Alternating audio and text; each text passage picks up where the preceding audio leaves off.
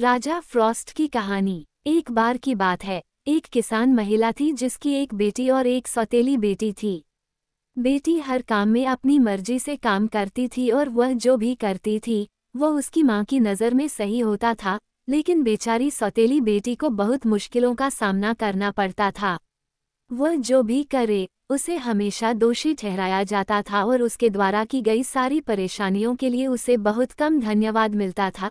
कुछ भी सही नहीं था, सब कुछ गलत था। और फिर भी अगर सच पता चले तो लड़की सोने के बराबर कीमती थी। वह इतनी निस्वार्थ और नेकदिल थी, लेकिन उसकी सौतेली माँ उसे पसंद नहीं करती थी और बेचारी लड़की के दिन रोने में बीतते थे, क्योंकि उस महिला के साथ शांति से रहना असंभव था।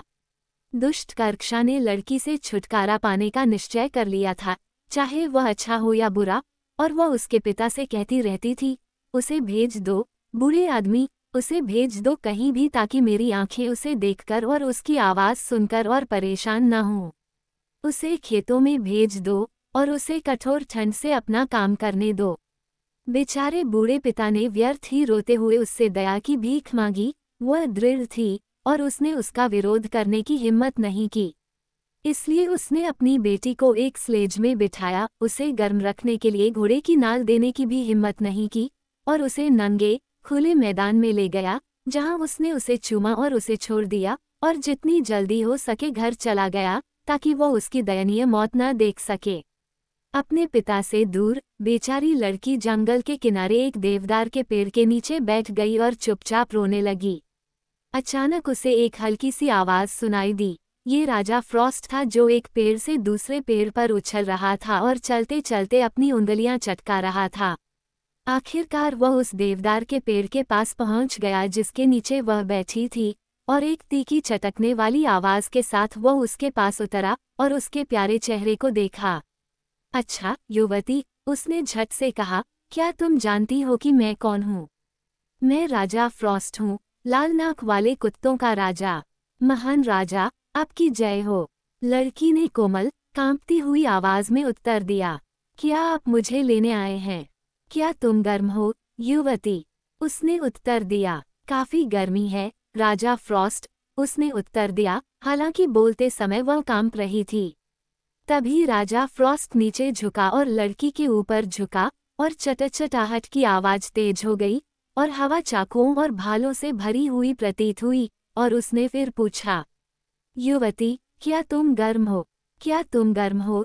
तुम सुंदर लड़की हो। और यद्यपि उसकी सांसें उसके होठों पर लगभग जम गई थीं, फिर भी उसने धीरे से फुसफुसाते हुए कहा, काफी गर्मी है राजा फ्रॉस्ट।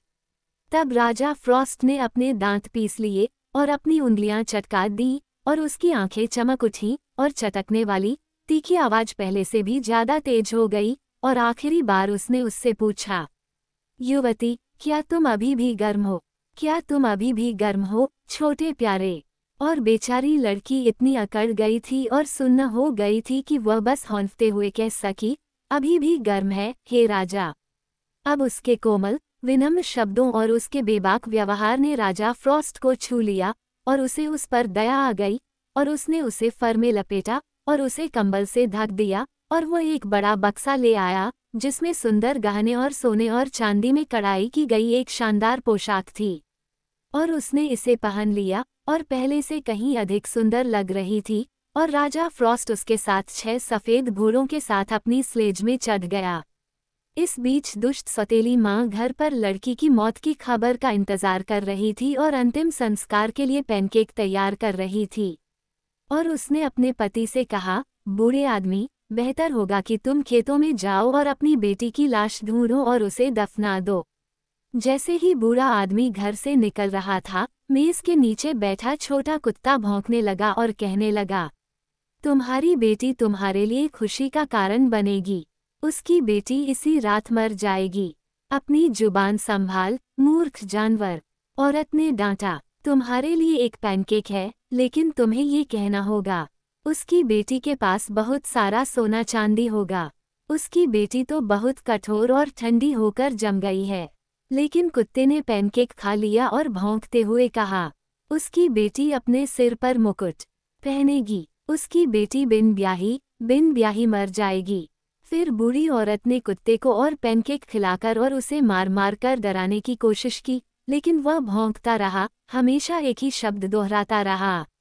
और अचानक दरवाज़ा चरमराया और खुल गया, और एक बहुत बड़ा भारी संदूक अंदर धकेला गया, और उसके पीछे सौतेली बेटी आई, जो चमकती हुई और सुंदर थी। उसने चांदी और सोने से जगमगाती पोशाक पहनी हुई थी। एक पल के लिए सौतेली माँ की आंखें चौंधिया गईं। फिर उसने अपने पति को पुकारा, बूढ़े आदमी, घोड़ों को तुरंत स्लेज में जोत दो और मेरी बेटी को उसी खेत में ले जाओ और उसे ठीक उसी जगह पर छोड़ दो। और इस तरह बूढ़ा आदमी लड़की को ले गया और उसे उसी पेड़ के नीचे छोड़ दिया जहां उसने अपनी बेटी को छोड़ा था। कुछ ही मिनटों में राजा फ्रॉस्ट वहां से गुजरा और लड़की को देखते हुए उसने कहा, क्या तुम गर्म हो, युवती?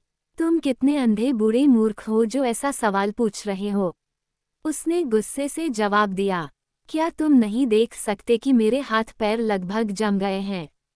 तब राजा फ्रॉस्ट उसके सामने इधर उधर उछले, उससे प्रश्न पूछे और उत्तर में केवल असभ्य, कठोर शब्द पाए। अंत में वह बहुत क्रोधित हो गया और उसने अपनी उंगलियां चटकाईं और अपने दांत पीस लिए और उसे ठंड से मार डाला। लेकिन झोपड़ी में उसकी माँ उसके लौटने की प्रतीक्षा कर रही थी, और जब वह अधीर हो गई तो उसने अपने पति से कहा, बूढ़े आदमी, घोड़ों को बाहर निकालो और उसे घर ले आओ, लेकिन ध्यान रखना कि स्लेज को उलट न दो और संदूक को न खो दो।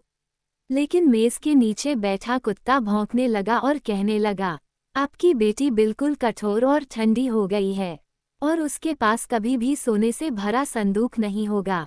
ऐसे दुष्ट झूठ मत बोलो। औरत ने डांटा, तुम्हारे लिए केक है, अब बोलो। उसकी बेटी एक शक्तिशाली राजा से शादी करेगी। उसी समय दरवाजा खुला और वह अपनी बेटी से मिलने के लिए बाहर निकली, और जैसे ही उसने उसकी जमी हुई लाश को अपनी बाहों में लिया, वह भी ठंड से मर गई।